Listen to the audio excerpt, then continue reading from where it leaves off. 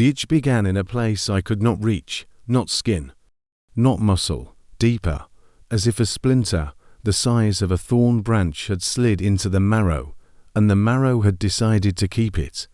I woke in the dark with the taste of iron on my tongue and the slow ticking of pine boughs in a wind I could not feel, a rhythm like a metronome for dread.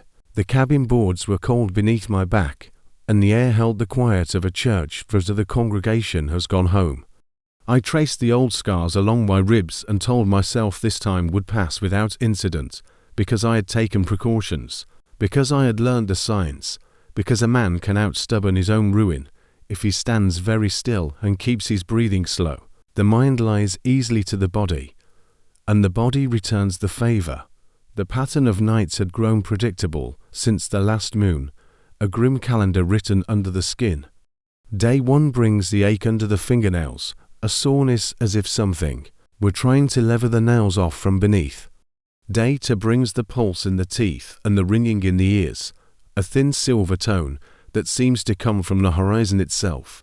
By day 3 a man starts to smell things that are not in the room, cinders that have not burned yet, rain that has not fallen, an old flue of scent that rides the air like a memory. On day 4 the dreams begin, always the same, running low too. The ground on legs that are not arranged the way God intended, breath-making steam ribbons in a forest that recognizes the runner as both trespasser and heir. The hunter wakes with gravel in the mouth and a taste like pennies, and the heart beating with an extra note, a secret drum that does not care for daylight. I had locked the doors, barred the windows, dragged the dresser against the back entrance, unplugged the truck battery, hidden the keys in a jar of nails in the crawl space and screwed the hatch shut. I had burned sage and whispered a name that once steadied me, though I no longer believed names had power. I had promised myself I would stay inside, that I would not put boots to dirt no matter what the dark carried in its teeth. I am a man who believes in tradition when it suits my survival. 4 walls, a roof, sit tight. Nothing new happens if you do not move. Old wisdom for old sins. The moon floated up pale as bone, and the timberline brightened enough to cut shadows sharp. That was when I saw the marks, 4 red grooves down my chest, shallow but clean, spaced in a way that made my stomach turn. I pressed my right hand over the tracks and felt the sick click of recognition as the heel of my palm aligned with the angry skin. My own spread, my own reach. No stranger had come to me while I slept. No intruder crouched in the rafters. The trespass was local. The trespass was loyal. A hand remembered its work and left a signature, so I would not waste time looking outward for blame. A man is not built to witness proof of his own betrayal. The body carries its own courtroom, and the verdict arrives without appeal. Inside the cabin, the clock on the mantel had stopped at some hour between late and never. I could hear the woods breathing, a long steady draw like a lung the size of a valley. Sap moved, bark tightened, snowmelt somewhere far off found a new root around a stone and signed its name on a root with a hiss. There was a feeling that the timber was rearranging itself by degrees, making a corridor for a procession that had not yet started, a silent road that led towards something that understood me too well. I washed the marks with cold water that smelled like rust and sky. The sting brought clarity, and with it a hunger so basic it felt medicinal. Meat, bone, sinew that pulls back when you bite. I chewed bread instead, old and dry, a ritual of refusal, but the noise in my head only sharpened. That little bell on the horizon, calling cattle to a slaughter that was neither fair nor unfair, only inevitable. The itch crawled through the wrists and into the palms, and a numbness bloomed in the tips of the fingers, as if the nerves were retreating to higher ground before a flood. I kept the lamps off and sat in the doorway with the door ajar, because a man raised on plain truths sometimes needs to see what he intends to deny. The clearing held its breath. The tree line looked like a courthouse full of black-robed witnesses. The moon laid a road across the needles, and the road ended at my boots. I tasted cedar and old milk, and the metallic promise of the hours to come. And underneath all of it, the aftersmell of fear, a trace that always lingers in a place where something once ran for its life and did not make it. The scent was my own. It had soaked into the ground and into the wood of the porch and into the wool of the blanket wrapped around my shoulders. The lot knew me better than I allowed my own reflection to. Sleep did not come. Time bent its back and carried me forward. Without complaint, I dozed and woke and dozed again, not sleeping but sinking, a slow drown under surface calm. Each drift down brought the same visual, the same corridor through the pines with moonlight peeling the bark, the same shape ahead of me that held my stride in its stride, and never gained and never fell back. The figure was not a shadow thrown by accident. It had weight and patience. In the dream I put out my hand, and the figure lifted a hand too, and the distance between us never changed. The mind, faithful to its old cruelty, made a loop of it, around and around. A chase designed to carry me to dawn with nothing to show, but a heart worn thin. The boards under my feet thrummed once, a note struck by no instrument I could name. Not quake, not truck, a weight settling itself on the earth with the dignity of a returning air. I felt the small hairs on my forearms rise as if a storm had opened its eye directly above me. The doorway breathed cold. The moonlight brightened. By a degree that mattered. In the clearing a shape wavered into being, not solid at first, as if the night considered whether to show mercy by keeping secrets. Then the mercy ended. The shape held, broad through the shoulders, narrow at the hips, a forward tilt made for ground-eating speed. Arms too long, head slightly cocked to take the world in through both nostrils. Eyes that mirrored the moon but did not belong to it. I did not stand. I did not move. There is a tradition as old as hunting that forbids hasty gestures when the old blood is near. This was not a trespasser to be shouted from the yard. This was a relative come home without invitation, wearing the wrong suit to the family meal, and daring anyone to object. Breath steamed from the shape and drifted toward me, and I recognized the cadence of it. The count between inhale and exhale. The pause at the top and the pause at the bottom. No animal of the forest held that rhythm. It belonged to the chest in which I lived. The figure raised its right hand and flexed the fingers once, blades testing air that did not resist. 4 thick nails, spaced like mine. The moon put a thin wire of light along each curve, and the light lifted again from a film I knew too well. Blood dried to brown, not fresh, memory clotted on keratin. The hand turned palm outward in a gesture that read as mockery and greeting both. The old itch in my bones found a new register and sang like metal under a file. I stood and the figure straightened. I took a step from the threshold and the figure moved back an equal measure. The gap between us remained a fixed asset. I took another step. The figure obliged. The porch edge met my boots, and I felt the soft give of pine needles under my next stride. My ribs loosened with the cold, and the old scars ached as if a weather front were passing directly through me. Behind the cabin, the wind put its shoulder into the trees, but up front the air held still. The clearing belonged to a moment beyond weather. I did not bring a weapon. The last time I had armed myself, the steel had vibrated in my hand as if it wanted to jump free and find its own work, and the shame of that small tremor had stayed with me. This was not a matter for tools. There is a line past which iron only complicates what the bone already knows. I kept my hands in view and the shape mirrored me again, palms out, like old friends showing they would not hide anything up a sleeve. We had no sleeves. We were done with tricks that required them. The distance held as I walked down the long aisle of the clearing toward the tree line. I could feel the shape measuring my stride and choosing to keep it sacred. The moon slid a finger across the trail and nominated a route, and we heeded it without needing to agree. The needles whispered underfoot with a noise like old paper being turned. Small rodents froze in their hollows, and the owls did not speak. The forest prefers the old order. Predators announced themselves on appointed nights, and the little lives waited out in patience that looks like prayer. Tradition has a sound, and it sounds like this. The shape wove back into the trees, and I entered behind it. The trunks closed. around us, and the canopy stitched the sky shut in long back threads. The path was not a path to a man who does not know what to look for. To me it felt like a worn groove laid down by generations of something that knows where it is going. I counted 6 dozen paces by the stretch in my calves and the angle of the slope.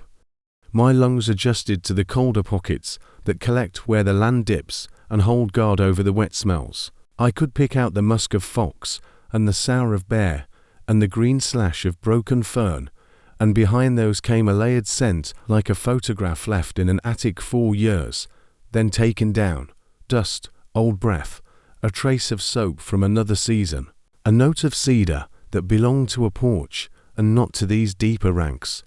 Every thread in that weave was mine, and not mine, familiar in the way a dead relative's handwriting reads true and wrong at the same time. In a stand of younger pines, the figure paused, turned, and showed its left side, a scar cut down from shoulder to ribs in a path I had seen in the mirror when the light came from a certain angle. Not a story I told often, a boy's mistake with barbed wire and a fence he thought he could jump. The skin puckered the same way on the figure, and the hair along the scarline grew in rough. I felt the memory rise like nausea, and I kept walking, because the only honest thing left to do was continue. The ground leveled, and the woods thinned. We came to a low place where an old creek had changed its mind and left a strip of wet sand. As a ledger, the figure stepped along the edge, and I stepped into the center and looked down, because sometimes a man needs paperwork. The prints in the sand were deep and sharp, not wolf, not man, in between in a way that resisted semantics. I put my foot beside one and saw how my heel met the same bed of small stones and made them wink with the same damp silver. The claw marks opened the sand and let a little shine come up. I set my palm in the wet and lifted it, and the grit clung to my lifeline like filings to a magnet. When I stood, I left a second set of prints, and the wind came down the runnel and erased nothing. Beyond the old creek, the land rose again, and the timber grew older. The figure made no sound I could hear, but a thrum travelled ahead of it, like the pressure wave from a train passing a man who stands too close. I felt the hair lift at the back of my neck and my teeth set with that slow pressure that means the jaw has joined a conversation the mind would rather avoid. The cabin and its petty defences receded in my head until they felt like a toy house. In a boy's pocket, the woods became the world again, and my body took its place in the order of things without waiting for my consent. The clearing opened like a wound. Stones stood in a rough ring, half buried, old enough that the lichens had claimed them in greens and whites that glow when the moon strikes them. The figure crossed into the circle, and I stopped at the edge, not out of superstition, but because some boundaries carry their own age, and a man raised properly respects what was here before him. The figure turned within the stones and met my eyes, and in that meeting I understood what the old men mean when they say a man must hunt himself or be hunted by himself, and that either way the outcome leaves a mark that never fades. The itch in my bones settled into a single line from throat to gut. My hands flexed once and held. The chill climbed my spine and sat there like a quiet passenger who paid his fare and needs no conversation. The figure lifted its arms to the sides and made itself available in a posture that was neither surrender nor invitation. The 70 yards between us tightened to a wire, and the wire hummed with the old hymn of will against inheritance. No voice spoke, no tool gleamed. The night waited on us without impatience. The forest conducted its business at a lower volume. To give us the floor, the moon set its white coin on the table, so the account could be settled in the light. I stepped into the ring, and the world moved an inch to make space. The air inside the ring was colder, but not in the way wind chills skin. This was a deeper cold, the kind that seeps into the teeth and waits there, humming in the enamel. Every sound from the forest's edge faded, as if the stones themselves were drinking the noise, leaving only the pulse in my ears and the soft grind of my boots against ancient soil. The figure stood opposite me, lit by the full moon's glare, so that the fur along its shoulders looked almost metallic, each strand a filament catching silver. It didn't blink, it didn't shift its weight, it simply existed, and in that stillness was a violence I could feel in the marrow. The ground between us held the debris of lives that had ended long before my time, half-buried bones, splintered as if something had worried them for sport, patches of earth darker than the rest, soil fattened on blood and rot. The scent that rose from it was both familiar and alien, like a shirt worn years ago, found at the bottom of a trunk, still holding the ghost of sweat and smoke from nights I thought I'd forgotten. This was no random clearing. It was a place of returns, a stage where only one performance ever played. The meeting of the self that walks under the sun and the self that runs under the moon. The figure moved first, but not toward me. It traced a slow circle along the inside of the stone boundary, its claws raking the dirt in shallow furrows that caught the moonlight. The sound was deliberate, a slow scrape that set my nerves twitching in rhythm. I recognized the gait instantly, my gait, altered for the hunt, the same slight tilt of the head, the same measured pace that could break into a sprint without warning. It wasn't just imitating me. It was being me, the way a shadow doesn't imitate, but simply is. Every step it took, I matched without thinking, keeping the space between us constant, the circle closed tighter. The two of us winding inward like water down a drain. My muscles burned not from strain, but from anticipation, the animal certainty that something irreversible was moments away. My breath came in short, controlled bursts, each exhale a faint mist that joined the cloud of steam rising from its muzzle. We were synchronizing, not predator and prey, not even rivals, to halves of a mechanism locking into place. When our paths met at the circle's center, the figure stopped. So did I. The moon sat directly above us now, a lidless eye peering down into its own reflection, up close. The face was worse than I'd imagined, not grotesque in the way of twisted flesh, but grotesque in its accuracy. Every contour of my own features was there, reshaped for the hunt, jaw heavier, cheekbones sharper, eyes sunk deeper into their sockets, and glowing faintly from some inner furnace. The mouth was mine, but pulled wider, the corners set in a grimace that might have been pain or joy. It leaned forward, close enough for me to smell the copper tank on its breath, and I understood then that the scent on its muzzle was my own blood. The urge to attack flared in me like a match struck in the dark, not out of fear, but from a bone-deep need to end the symmetry, to break this obscene mirror before it could show me anything else. My fingers curled until the nails bit my palms, the sting anchoring me in the moment. The figure mirrored the motion, and for a heartbeat I couldn't tell which pain belonged to which hand.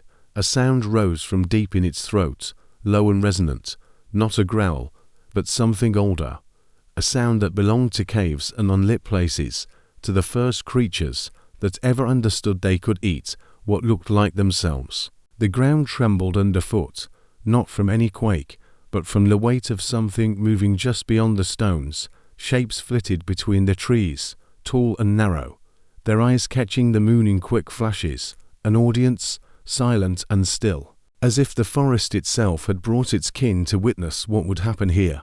Their presence pressed on my skin, each gaze a finger pushing me toward the inevitable. The figure lunged, not a charge, but a test, a blur of muscle and claw that stopped just short of contact. I didn't flinch, my heart slammed against my ribs, but I held my ground, meeting its gaze without breaking. That seemed to satisfy it, because it stepped back, settling into a low crouch. Its breathing slowed, deepened, matching my own until we were drawing air as one creature with two bodies. In that moment, the bond was complete. I could feel it in my spine, a thread of heat running from the base of my skull to the soreness of my feet.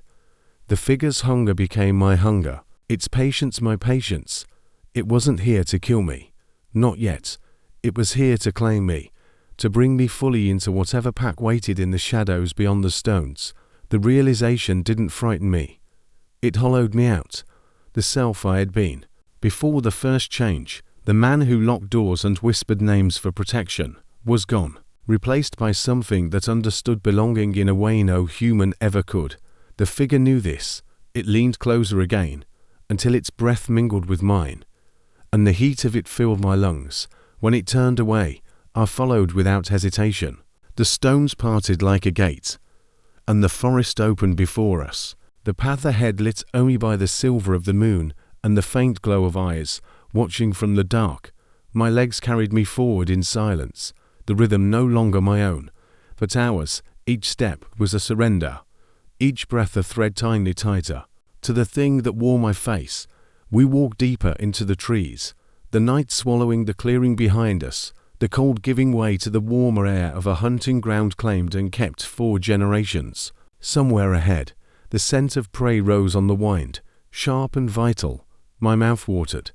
The figure's pace quickened. I matched it perfectly. The hunt had begun, and there was no line left between us. The forest thickened until the sky was no more than a broken mirror of moonlight between the branches. Pine and cedar pressed close, their trunks crowding in like spectators, leaning over the rails to watch a fight. The scent of prey threaded through the air in hot, ragged strands, each breath pulling it deeper into me, coiling tight around the hunger that was no longer separate from my bones. My feet moved without thought, each stride settling into the figure's rhythm until I could not tell which of us led. Our shadows ran together across the needled ground, a single shape shifting in the silver light. The air felt heavier with each step, not just thick with the breath of living things, but weighted with an old presence. The forest here had seen this before, the pairing of hunter and shadow, the slow closing of distance between predator and flesh. It remembered in its roots and soil, in the way the wind curled low and quiet as though reluctant to disturb the path ahead. The scent sharpened suddenly, alive and immediate. My teeth ached. The meat was close. We broke from the trees into a hollow where the earth held the heat of the day. The figure halted, nostrils flaring, head turning slightly toward the scent source. I could hear it now, a soft, irregular rustle, the tiny shifts of muscle against earth, the whisper of breath through a smaller set of lungs. My own breath slowed to match the measured draw of the figure's, the air filling my chest until it pressed against the bones as if trying to make more space inside me. The figure crouched. So did I. The world narrowed to the strip of shadowed ground between us and the hollow's edge. The first movement was a blur. The figure slipped from crouch to full sprint in less than a heartbeat, its limbs striking the ground with a rhythm that thudded deep in the ribs. I followed, my body moving with a speed that should have shattered the joints, but each impact was clean, smooth, inevitable. The scent hit me like a physical blow, flooding the back of my throat with copper and musk. The taste of muscle still alive and straining. My vision sharpened, moonlight cutting the world into perfect edges, each detail clear enough to tear open and devour. The prey bolted. I could see the shift of its haunches, the surge of panic in its stride. The figure veered left, driving it toward me, and instinct surged up my spine, twisting my legs to meet it at the point where escape collapsed into inevitability. The impact sent a shock through my body, the weight of it folding under me, the warmth of its blood blooming between my fingers as my claws broke skin. There was no struggle, only the thrum of a heart that beat against mine for a few brief seconds before the rhythm faltered, stuttered, and went silent. The figure stood over us, watching. Its eyes burned with the reflection of the kill, not in judgment, but in acknowledgement. It did not need to feed. This was my kill, my initiation. The scent of death rose around me, hot and metallic, and I inhaled it as though it might stitch itself into me, sealing whatever was left of the old self behind a wall of red. I tore into the body, the taste flooding my mouth, the tendons sliding between my teeth, the marrow spilling, its warmth down my throat. The sounds were low and wet, swallowed quickly by the earth, leaving only the rhythmic tearing of meat from bone. The last shreds of heat faded from the carcass. The figure stepped closer. It lowered its head, pressing its muzzle to the blood on my hands, its breath steaming against my skin. Something in that touch bound us, a wordless oath older than language, and I knew the tether between us had tightened. The forest shifted in acknowledgement, branches creaked overhead, the wind changed direction, carrying the scent of us outward into the night. The prey was gone, its body already sinking into the ground's cold acceptance. But the hunger did not fade. It sharpened. The figure turned and moved back into the trees, and I followed. The taste of blood still slick on my tongue. Somewhere ahead, another heartbeat waited, unaware of the path closing in around it. The hunt was not over. It would never be over. The forest shifted again, not in shape but in weight. Every trunk, every stone, every tangled root seemed to lean inward, closing us into a chamber built from shadow and frost. Above, the moon swelled into its full, brutal height, no longer pale, but burning red at the edges, its light pouring down like molten iron onto the crowns of the pines. The air turned metallic in my mouth, a copper tang that coated the tongue and seeped into the back of the throat. My breath came harder now, not from exhaustion, but from the relentless press of the moon's pull, the way it rooted itself into muscle and tendon and ordered them to obey. The figure ahead of me began to change. It did not slow, did not hesitate. The shift happened mid-stride, each movement birthing a new contortion. Shoulders climbed higher, bones pushing through fur as if the body had outgrown itself, spine cracking audibly over the hush of the trees. Its arms lengthened, claws flexing in a slow rake with each step. The sound of its breathing deepened into a growl that never fully formed, a low vibration that rolled back into me until my own ribs began to hum in answer. The red light reached me then, spilling through the branches in fractured beams, each one striking the skin like heat. It found the marks on my chest, the ones shaped by my own hand, and ignited them into fresh pain. I stumbled, but didn't fall. My legs were no longer entirely mine, the stride widening into something built for the chase. My vision tunneled forward. No forest, no moon, no thoughts, only the broad shape of the figure and the pounding of another heartbeat ahead. Somewhere, in the black beyond, the prey was moving again. It had to be. My body would not ache this way for anything else. Somewhere in the branches to my left, movement flickered, shadows within shadows, keeping pace, their eyes catching the moon in pale, liquid gleams. The pack had closed in. They moved without sound, only the occasional snap of a twig when one shifted too far toward the edge of control. I could feel them in my bones, their hunger braiding itself with mine until it was indistinguishable. We were a single animal now, many bodies, one intention. The figure slowed, then stopped, and the pack fanned out into the trees. My own body mirrored the stillness, every muscle screaming to move, but held taut by some shared signal. The prey was near. I could smell the wet heat of it, the rush of blood. Under thin skin, the stench of fear starting to leak into the air. The forest silence had weight now. Even the wind had gone still, as if holding its breath to witness the end. The figure dropped to all fours and advanced. Its movement a silent, fluid crawl. I followed, my hands sinking into the leaf rot, claws cutting through layers of damp earth. The scent was intoxicating, blurring the thin line between desire and need. My jaw ached with the pressure building behind my teeth, the mouth watering with a hunger that had no bottom. Then it was there, a deer, small and gaunt from winter, standing at the edge of a stream, head low to drink. It did not sense us yet. Its ears twitched in lazy rhythm, unaware of the narrowing world around it. The figure glanced back at me, eyes bright with the moon's red fire, and in that moment I understood the unspoken command. This kill was mine. I launched forward, the body carrying me in a single, powerful bound. The sound of my landing shattered the stillness. The deer's head snapped up, but too late. My claws sank into its flank, the momentum driving it to the ground in a spray of dirt and snow. It kicked once, a frantic jolt of muscle under my grip. Before my jaws found its neck, the skin gave way with a hot, wet tear, and the blood came in a rush, steaming against the cold air. The taste was an explosion, flooding every nerve with heat and strength, the pulse of life draining into my throat. The deer stilled, its body collapsing into my grip, but the hunger didn't fade.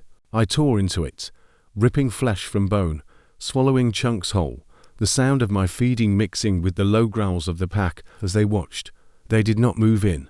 This was my right, my claim under the blood moon, The figure stood over me, its shadow long and monstrous, a silent witness to my full surrender. When there was nothing left but bone and hide, I lifted my head. My face was wet with blood, breath steaming in ragged bursts. The moonlight caught in my eyes, and for the first time I felt its reflection inside me, not as a pull, but as a possession. The thing that had hunted me for so long no longer stood apart.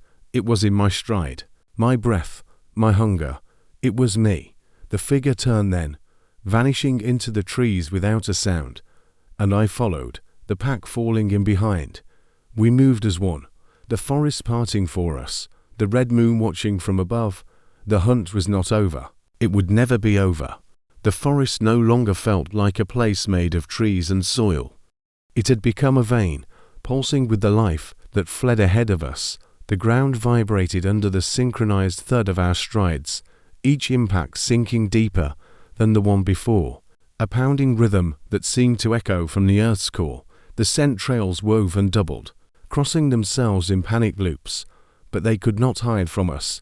Every thread of musk, sweat, and fear was a beacon, and the night was heavy with them.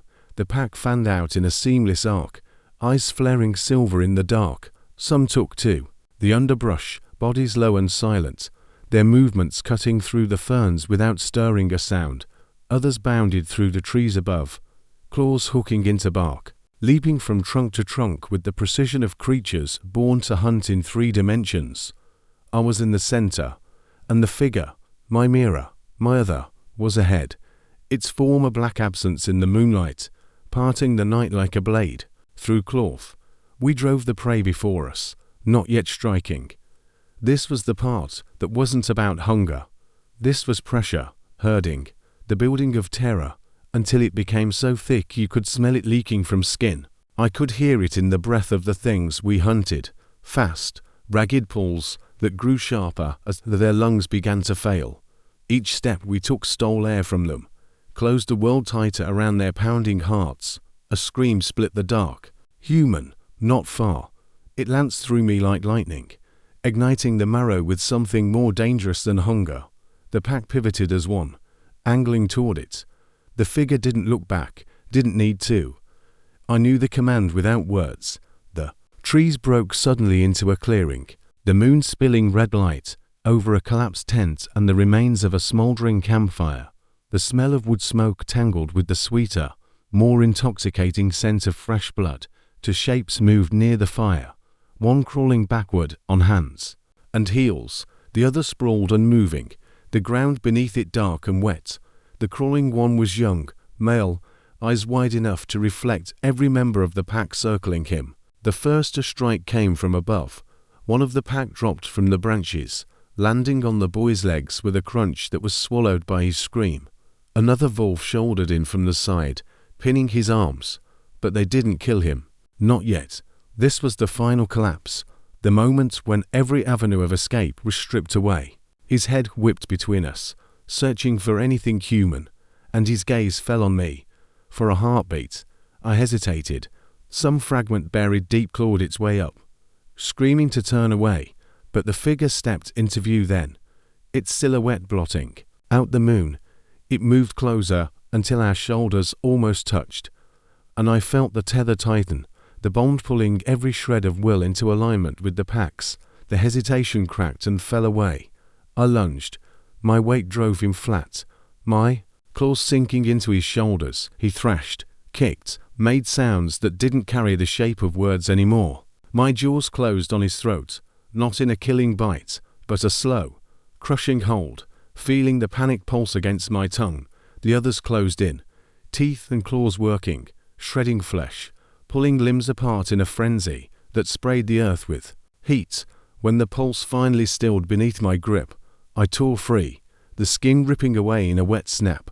The figure howled then, a sound so deep it rattled my bones. The pack answered, and I joined them, the chorus rising into the red-lit canopy and bleeding into the night. The sound was more than a victory cry. It was a declaration, a promise to every living thing within earshot that the forest belonged to us. We left nothing behind but torn nylon, scattered bones, and the dark stains that would be gone by morning's dew. The moon still rode high, the night still deep, and the hunger was not sated. We ran again, faster this time, our shapes weaving between the trees in a pattern older than memory. Ahead, the next heartbeat waited, unaware, its time already measured in the pace of our strides. There would be no dawn for it. The forest was beginning to feel smaller, as though the trees themselves had been running with us and were now closing in, eager to witness the last act. The red moon had begun its slow descent, but its glow had deepened into something denser, thicker, as if the light were made of blood rather than reflection. Every shadow had weight, every breath was a drag of hot iron in the lungs, and my muscles hummed with the kind of exhaustion that was indistinguishable from exhilaration. The pack had thinned, some had veered off into the dark, carrying their kills into private hollows. The night's work done, others lingered on the periphery, watching, pacing, waiting for the conclusion. Only the figure and I remained at the front, our strides matched, our chests rising in the same rhythm. Whatever we were chasing now was not another animal, not some panicked deer or stray hiker. The scent was too sharp, too layered, salt, oil, smoke, and something else underneath. It that tightened the tendons in my neck. The figure slowed. I felt it before I saw it. The way the tether between us drew tight, pulling me toward a point up ahead where the forest broke. We moved quieter now, each footfall placed with care, claws curling into morse rather than biting. Through it, the sound of running water reached my ears, low and constant, and the scent grew stronger. Whoever it was had tried to mask their trail with the stream, but the moon had burned the world too bright for such tricks. We followed the water until it bent toward a shallow bank, the sand pale and littered with prints, bare feet, human. The tracks staggered, overlapped, a person moving fast but clumsy, the weight uneven as if favoring one side. My jaw began to ache again, my breath quickening without command. The figure lifted its head, nostrils flaring, and the bond between us surged like a live wire. We were close enough to hear the heartbeat, now rapid and uneven, each thud a drumbeat dragging me forward. The trees parted at the stream's bend, and there they were, a lone woman standing ankle-deep in the current, her arms wrapped around herself as if to hold in the heat. Her hair clung wet to her face, her breath making quick clouds in the cold air. Her eyes found mine instantly, and the jolt that went through me was sharper than any scent or sound. There was recognition there, a flicker of something older than this night, older than the curse itself. She didn't run, she simply stood, the water slipping past her caps, the moonlight cutting her in half, one side silver, one side shadow. The pack slaw roared in my blood, drowning out everything else. She was prey, she was mine, but the part of me that remembered the world before the first change clenched like a fist. My claws flexed in the damp sand, carving deep lines as I fought the pull. The figure stepped to my side.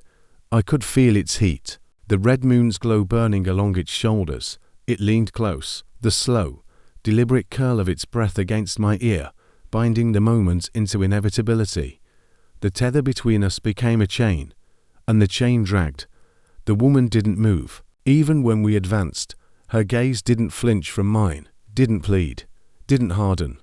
She was a mirror in her own right. But this reflection wasn't twisted by the hunt. It was clear, steady, terrible in its calm. The figure growled low, a sound meant to strip away hesitation, and my knees bent, my spine lowering into the coil that precedes the strike. The chain pulled tighter, and the heat in my chest became a storm. When I lunged, the world seemed to split, one part of me surging forward with teeth bared, the other watching from somewhere far off, the sound of the river swelling to drown my own breath. She didn't move until I was almost on her. And then her hand rose, not in defense, but in acknowledgement. It touched my face as my momentum drove us both into the water, the cold shattering through the heat of the hunt. Beneath the surface, the world was silent. No pack, no moon, no tether, only the pounding in my chest and the fading warmth of her touch. When I broke the surface again, the figure was gone. The bank was empty. The water ran red downstream. I stood there until the current had numbed me to the bone, until the night began to pale at its edges.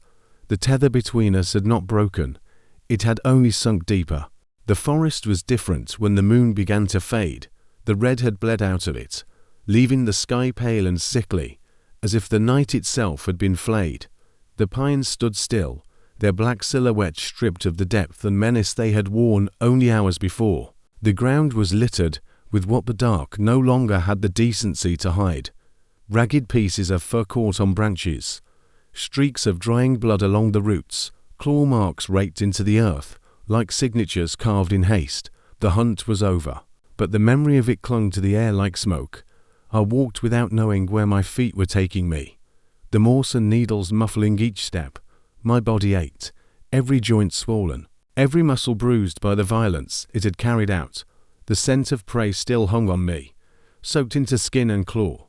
Clinging as though it knew it belonged there now, I kept my eyes low, watching the ground shift from mud to frost as the temperature fell with the retreat of the moon. When I reached the clearing, I knew it was the same one from the beginning, the stones still standing in their broken circle, their surfaces damp with dew. The prints from the night before were gone, swallowed by the earth, as if the forest itself had chosen to erase them. Only one mark remained.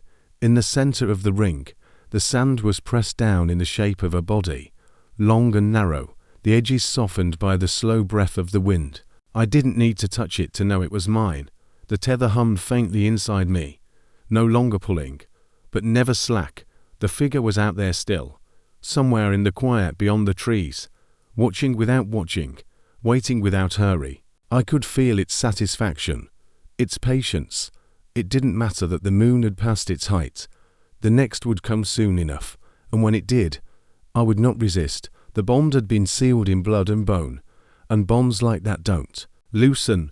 At the far side of the clearing, hanging from a low branch, was something that had not been there before, a single length of leather cord, and strung on it 3 beads, red, yellow, blue, dull in the pale light.